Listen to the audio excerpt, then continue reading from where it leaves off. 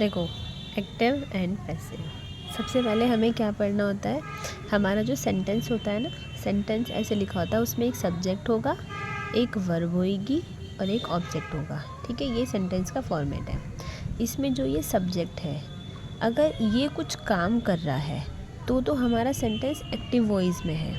जैसे कि मैं बोल रही हूँ, मैं पढ़ा रही हूँ, मैं लिख रही हूँ, तो यहाँ पे जो सब्जेक्ट है मैं कुछ काम कर रही हूँ, तो इसलिए वो एक्टिव वॉइस हो गया। अगर मैंने बोला कि मेरे द्वारा काम हो रहा है, ठीक है, the work is done by me, मैंने ऐसे बोला, तो यहाँ पे जो ये वर्क हो गया, ये कुछ काम नहीं कर रहा, लेकिन इस काम को कोई दूसरा व्यक्ति कर रहा है। तो जब हमारा सेंटेंस में सब्जेक्ट कुछ काम ना करे तो वो क्या कहला जाता है, पैसिव वॉइस। एक्टिव का मतलब है एक्शन होना, कुछ मूवमेंट होना, जो दिमाग चल रहा हो आपका या हाथ पैर चल रहे हो। ठीक है, पैसिव का मतलब है बिल्कुल चुपचाप से बैठे रहना, कुछ भी काम ना करना। ठीक, तो एक्टिव का एंटोनिम पैसिव भी होता है और एक्टिव का इनएक्टिव भी होता है। तो एक्टिव वॉइस क्या होती है, जब सब्जेक्ट कुछ वर्क करता है उसको एक्टिव वॉइस कहते हैं।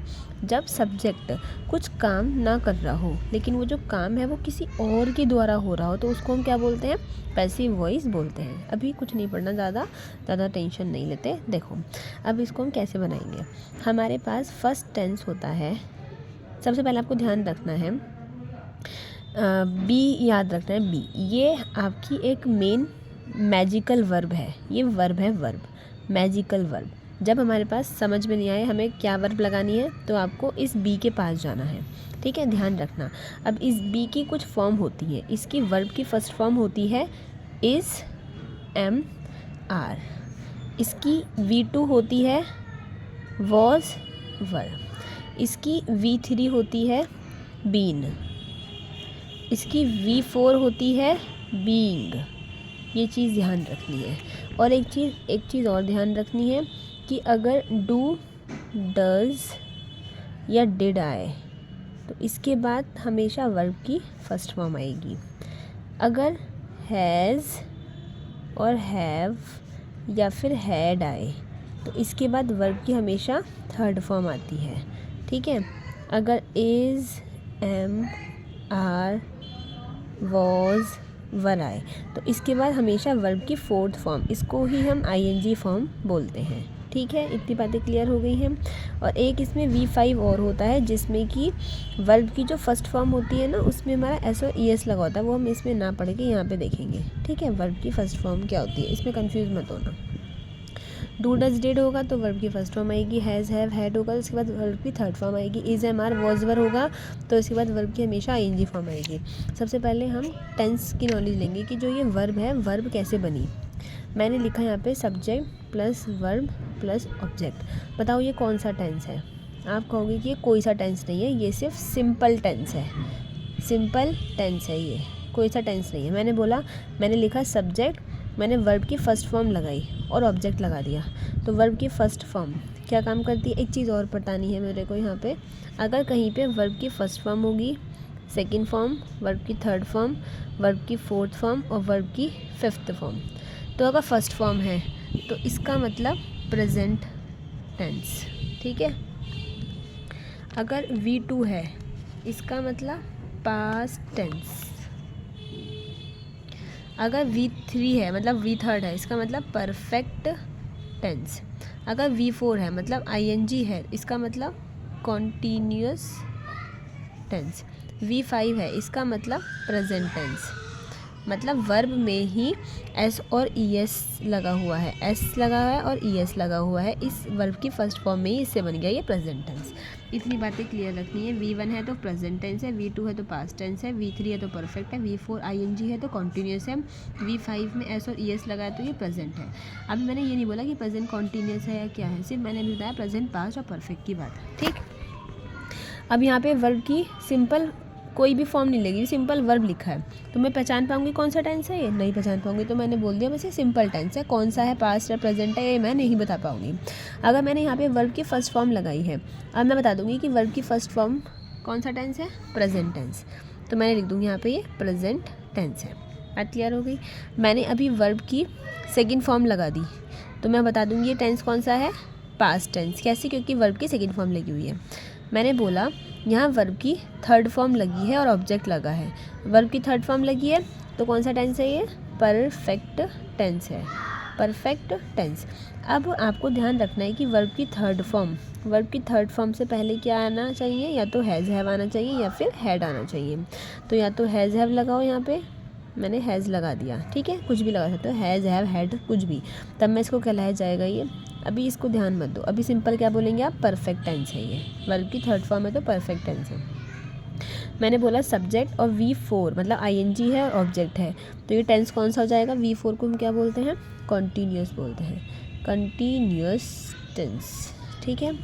मैंने बोला यहाँ पे मतलब कि V1 में S और ES लगा हुआ है, इसी को हम V5 बोलते हैं, इसी वर्ब को, और ऑब्जेक्ट लगा है तो इसको हम क्या बोलेंगे? ये भी हमारा कौन सा टेंस है? प्रेजेंट टेंस है। इतनी बातें क्लियर हो गई हैं। अगर सब्जेक्ट के बाद वर्ब है, पता चल रही वर्ब कौन सी यहाँ पे, तो नहीं पता चला, तो इसलिए हमने बोला कि ये कोई टेंस नहीं है, सिंपल टेंस है। फर्स्ट है तो प्रेजेंट, सेकंड है तो पास, थर्ड है तो परफेक्ट, फोर्थ है तो कॉन्टीन्यूअस। अब V1 में S और ES लगा है तो ये प्रेजेंट टेंस। इतनी बातें क्लियर हो गई होंगी, ठीक है।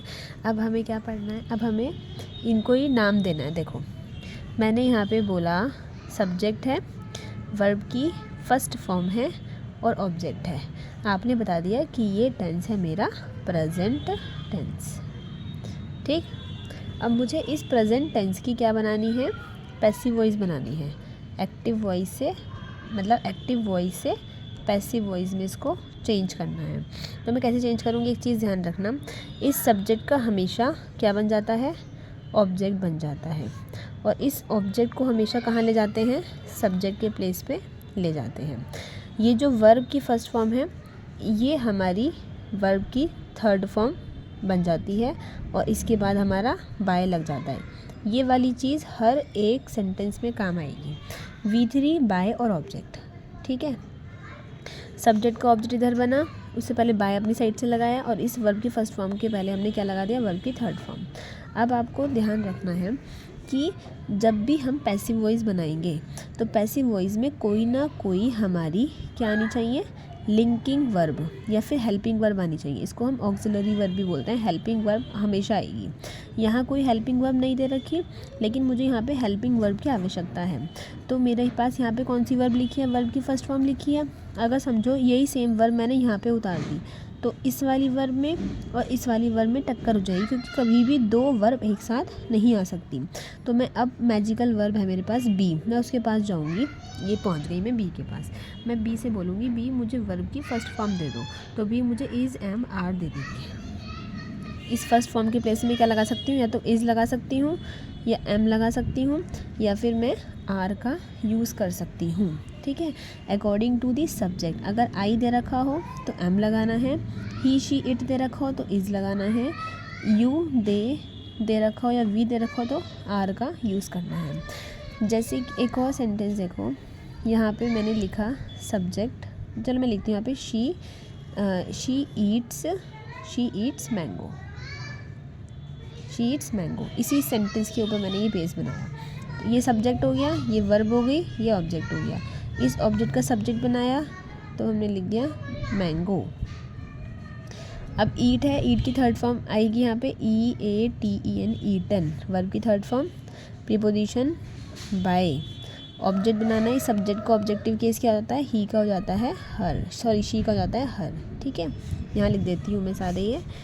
आई का होता है मी, वी का होता है अस, यू का यू ही रहता है, दे का हो जाता है दैम, ही का हिम, शी का होता है हर, बस, ठीक है। ये ऑब्जेक्टिव केस है, मतलब ये हमेशा सब्जेक्ट के प्लेस पे यूज़ होंगे और ये हमेशा ऑब्जेक्ट के प्लेस पे यूज़ होंगे। बीच में कोई ना कोई वर्ब आती है। तो यहाँ पे हर लिख दिया हमने, इस शी का ऑब्जेक्टिव केस आ गया हर। अब मुझे यहाँ पे वर्ब की फर्स्ट फॉर्म लगानी है। ये यहाँ पे लिखा है ईट्स, तो अगर मैं यहाँ पे ईट्स लिख दूँगी तो ये तो मेरा गलत हो जाएगा। ईट्स और ईटन एक साथ तो आएगी नहीं, इसलिए यहाँ पे वर्ब की फर्स्ट फॉर्म थी। अब मुझे बी के पास जाना पड़ेगा। बी मैजिकल वर्ब है। मैंने कहा बी मुझे फर्स्ट फॉर्म दे दो, तो बी ने कहा इज़ एम आर कुछ भी ले लो। तो यहाँ पे मेरा मैंगो एक है, तो मैं यहाँ पे एक के लिए क्या लगाऊंगी? सिंगुलर के लिए इज़ का यूज़ कर दूंगी इज़। तो mango is eaten by her, ये बन गया सेंटेंस पैसिव वॉइस, ठीक। अब हमें दूसरा रूल चलता है हमारा, यहाँ लिखा सब्जेक्ट, मैंने यहाँ पे वर्ब लगाई है, वर्ब की मैंने इज़ एम आर मतलब present continuous tense, is am are plus main verb की आईएनजी फॉर्म आती है इसमें, और आपका ऑब्जेक्ट। ये कैसे बना, ये फॉर्मेट देखो, ये वाली फॉर्म मेरी कौन सी होती है, V4 फॉर्म होती है ये, मतलब प्रेजेंट है, और जितनी भी ये इज़ एम आर वाली है ये सारी कहाँ पे काम आती है, मेरी प्रेजेंट में काम आती है।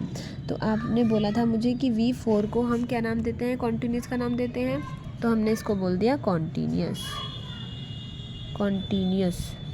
अब इज़ एम आर किस में यूज़ होता है हमारा, तो इज़ एम आर हमारा यूज़ होता है किस में, प्रेजेंट में यूज़ होता है इज़ एम आर। ठीक है, इज़ एम आर हमारा किस में यूज़ होता है, प्रेजेंट में, तो इसलिए मैंने बोल दिया प्रेजेंट कॉन्टीन्यूस टेंस। ठीक है, हमने यहाँ पे भी पढ़ा था कि जब भी V4 आएगी तो V4 से पहले या तो इज़ एम आर आएगा या फिर वॉज वर आएगा। अगर इज़ एम आर आता है तो ये प्रेजेंट में काउंट होगा, और अगर वॉज वर आता है तो ये पास्ट में काउंट होगा। तो हमारा ये जो हो गया सब्जेक्ट और इज़ एम आर, वर्ब के आईएनजी फॉर्म और ऑब्जेक्ट, इसलिए इसको कॉन्टिन्यूस बोला, प्रीपोजिशन और ये। ठीक, इस ऑब्जेक्ट का सब्जेक्ट बना लेंगे। ये जो आईएनजी फॉर्म है इस वाली फॉर्म को मैं V3 में कन्वर्ट कर दूंगी, प्रीपोजिशन बाय लगा दूंगी, और जो ये सब्जेक्ट है इसका मैं यहाँ पे ऑब्जेक्ट बना दूंगी। ठीक, ये सब में सेम रहेगा इतना फॉर्मेट। अब मुझे यहाँ पे हेल्पिंग वर्ब की आवश्यकता है, क्योंकि हेल्पिंग वर्ब चाहिए होती है पैसिव वॉइस में। अब यहाँ हेल्पिंग वर्ब तो दे रखी है इज़ एम आर, तो सेम हमारी यही काम कर जाएंगी, इज़ एम आर, लेकिन यहाँ पे वर्ब की आईएनजी फॉर्म भी है। तो अब मुझे यहाँ पे अगर मैं वर्ब की आईएनजी फॉर्म ऐसी की ऐसी उतार दूँगी तो इसमें और इसमें टक्कर हो जाएगी। तो मुझे अब आईएनजी फॉर्म मतलब वर्ब की फोर्थ फॉर्म होती है ये, तो मैं अब कहाँ जाऊँगी, बी के पास जाऊँगी, बी से कहूँगी बी मुझे अपनी फोर्थ फॉर्म दे दो, तो बी मुझे अपनी कौन सी फॉर्म दे देगी, बीइंग दे देगी। तो मैं यहाँ पे क्या लिख दूँगी, बीइंग। बात क्लियर हो गई। इसको बच्चों को जब मैं पढ़ाती हूँ ऐसे पढ़ाती हूँ कि अगर इज़ एम आर के बाद आईएनजी है और आपको अगर पैसिव वॉइस बनानी है तो इस आईएनजी का किस में चेंज कर देंगे, हम बस बीइंग में चेंज कर देंगे, और बाकी सेंटेंस ऐसी का ऐसी रहेगा। तो प्रेजेंट इंडेफिनिट का रूल ये रहा और प्रेजेंट कॉन्टिन्यूस का रूल ये रहा। एक सेंटेंस देती हूँ मैं इसमें, मैंने बोला यू आर वॉचिंग मूवी। ठीक है, तो ये सब्जेक्ट हो गया, ये हेल्पिंग वर्ब हो गई, ये वर्ब हो गई मेन वर्ब, ये ऑब्जेक्ट हो गया। ऑब्जेक्ट का सब्जेक्ट बनाया, मैंने लिखा यहाँ पे मूवी। ठीक है, इस थर्ड फॉर्म जो है इसको मैं यहाँ पे बना दूँगी, सॉरी इस आईएनजी फॉर्म को third form WATCHED watched, preposition लगा दूँगी बाय, यू का ऑब्जेक्टिव केस होता है यू, लास्ट में लगा दूँगी फुल स्टॉप। यहाँ पे आर दे रखा है, लेकिन अब इज़ एम आर के अकॉर्डिंग मतलब इस सब्जेक्ट के अकॉर्डिंग वर्ब आएगी, मूवी एक है तो इसलिए मैं यहाँ पे क्या लगाऊंगी, इज़। अब ये जो आईएनजी था इसका मैंने क्या बना दिया यहाँ पे, बीइंग, या तो ऐसे समझ लो या फिर इसको हम दोबारा से लिखेंगे तो बीइंग, वॉचिंग और वॉच्ड एक साथ आ जाएगा तो वो गलत हो जाएगा, इसलिए मैं बी के पास जाऊँगी, बी से कहूँगी बी मुझे अपनी आईएनजी वाली वर्ब दे दो, तो बी मुझे अपनी वर्ब की फोर्थ फॉर्म दे देगी बीइंग, इस कारण से यहाँ पे बीइंग आया। ठीक, तो ये दोनों चीज़ें आपने आज समझ ली।